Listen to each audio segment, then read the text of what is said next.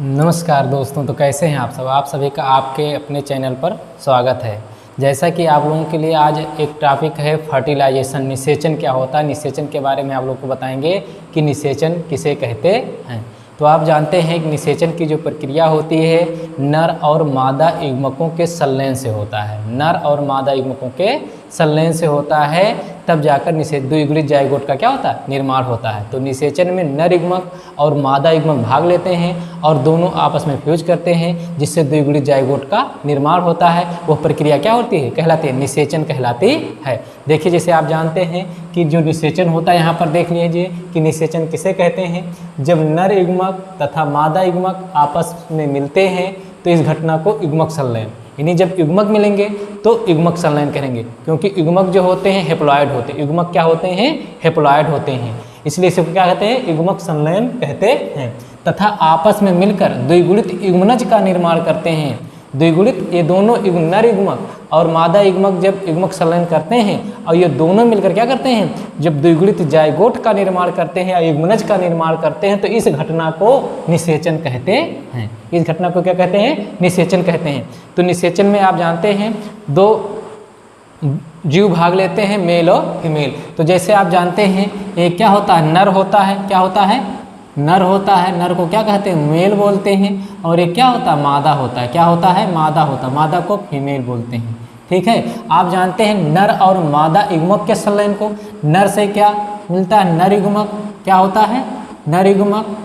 और मादा से क्या होता है, मादा युग्मक का निर्माण होता है। क्या होता है, मादा युग्मक का निर्माण होता है। नर युग्मक में क्या होता है, शुक्राणु होता है, क्या होता है, शुक्राणु होता है। और मादा युग्मक में क्या होता है, अंडाणु होता है, क्या होता है, अंडाणु होता है। और शुक्राणु और अंडाणु क्या होते हैं, हेप्लॉइड होते हैं, क्या होते हैं, हेप्लॉइड होते हैं। अब ये शुक्राणु और अंडाणु जब आपस में मिलते हैं तो द्विगुणित युग्मनज या जाइगोट का निर्माण करते हैं। और जब द्विगुणित जाइगोट का निर्माण करते हैं तो यह प्रक्रिया क्या कहलाती है, निषेचन कहलाती है। समझ आई बात। क्योंकि नर से नर युग्मक, मादा से मादा युग्मक, नर युग्मक से शुक्राणु का निर्माण होता है, मादा युग्मक से क्या होता है, अंडाणु का निर्माण होता है। और ये शुक्राणु और अंडाणु आपस में जब फ्यूज करते हैं तो युग्मनज जाइगोट का निर्माण होता है। और यही जाइगोट क्या होता है, विभाजन करके भ्रूण का विकास करता है। भ्रूण धीरे धीरे उसका निर्माण करता है। अब आप देखेंगे कि जो निषेचन के प्रकार, निषेचन क्या होता है, निषेचन के कितने प्रकार होते हैं। तो निषेचन आप जानते हैं कि निषेचन दो प्रकार के होते हैं, एक एक्सटर्नल होता है और एक इंटरनल होता है। यानी एक बाह्य निषेचन होता है और एक आंतरिक निषेचन होता है। बाह्य निषेचन आप जानते हैं, बाह्य निषेचन में क्या होते हैं, अन्न प्रजक आते हैं और आंतरिक निषेचन में सजीव प्रजक आते हैं। तो सबसे पहले आप ये जानेंगे बाह्य निषेचन यानी अन्न प्रजक क्या होते हैं और सजीव प्रजक क्या होते हैं। अन्न प्रजक का मतलब होता है ऐसे जीव जो अंडे देने वाले होते हैं, और सजीव प्रजक का मतलब होता है जो पूर्ण विकसित शिशुओं को जन्म देते हैं। तो इसमें आप देखेंगे कि अन्न प्रजक क्या होता है, यानी बाह्य निषेचन क्या होता है। तो बाह्य निषेचन आप जानते हैं कि ऐसा निषेचन जो जीव के शरीर के क्या होता है, बाहर होता है, जीव के शरीर के बाहर होता है। तो ये घटना क्या कहलाती है, बाह्य निषेचन कहलाती है।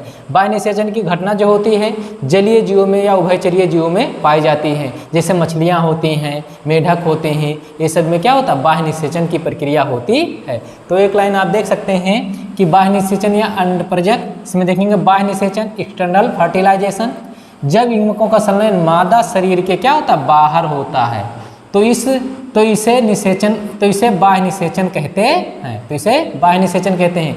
यह मुख्यतः जलीय माध्यम से होता है, जैसे उभयचर मछलियाँ आदि में होता है। अब बाह्य निषेचन क्लियर हुआ ना। अब आपका अगला है आंतरिक निषेचन किसे कहते हैं। तो आंतरिक निषेचन का मतलब होता है कि ऐसा निषेचन जो जीव शरीर के अंदर होता है या मादा शरीर के क्या होता है, अंदर होता है।